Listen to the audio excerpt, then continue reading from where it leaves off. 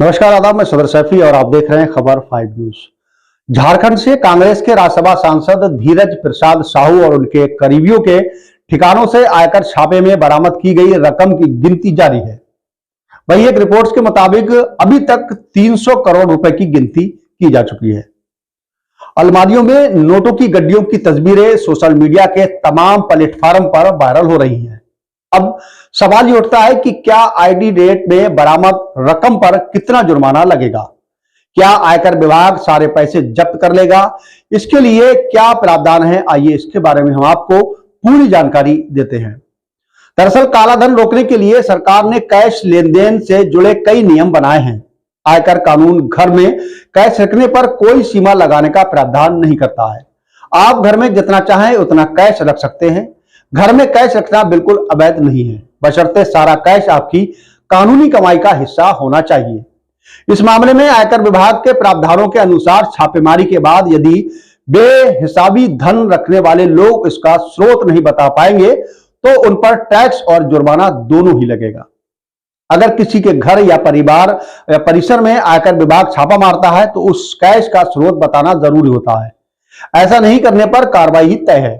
इसका मतलब साफ है कि कोई भी जितना चाहे कैश रखे, वह काला धन नहीं होना चाहिए। उस कैश के स्रोत के बारे में एक सार्वजनिक उत्तर होना चाहिए, जैसा इतना सारा कैश कहां से आया, इसका स्रोत क्या है, इसका सही जवाब देना पड़ेगा। कई लोग अपने घर में बहुत सारा कैश रखते हैं। यह किसी के लिए शौक होता है और किसी के लिए जबरदस्ती होती है। एक व्यापारी के घर में कैश मिलना कोई बड़ी बात नहीं है। वह थोड़े दिनों बाद या अपनी सुविधा के अनुसार बैंक में कैश जमा करता है, लेकिन तब तक बहुत सारा कैश इकट्ठा हो जाता है। ऐसे में सवाल उठता है कि अगर किसी के घर में आईटी छापा में बहुत सारा कैश मिलता है और अधिकारियों को उसके कानूनी स्रोत के बारे में बता नहीं पाते हैं या कोई संतोषजनक जवाब नहीं दे सकते हैं तो क्या होगा? ऐसे में आयकर विभाग की टीम ये कैश गैर मान्यता वाला कैश जब्त कर देगी और 137% तक का जुर्माना लगा सकती है। नगद की जब्ती के बाद उसका आकलन किया जाता है। उसके बाद जब्त हुई राशि की बाकायदा एक विस्तृत रिपोर्ट या पंचनामा बनाकर फाइल किया जाता है। भारतीय स्टेट बैंक के अधिकारियों को बरामद रकम की गिनती करने के लिए बुलाया जाता है।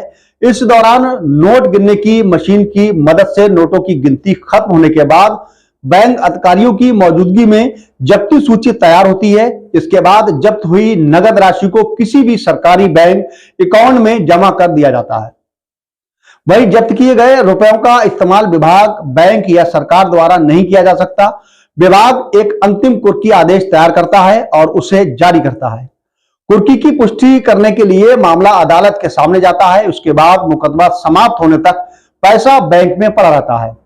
इसके बाद यदि आरोपी को दोषी ठहराया जाता है तो नगद राशि केंद्र की संपत्ति बन जाती है और यदि आरोपी को अदालत द्वारा बरी कर दिया जाता है तो नगद राशि वापस भी कर जाती है।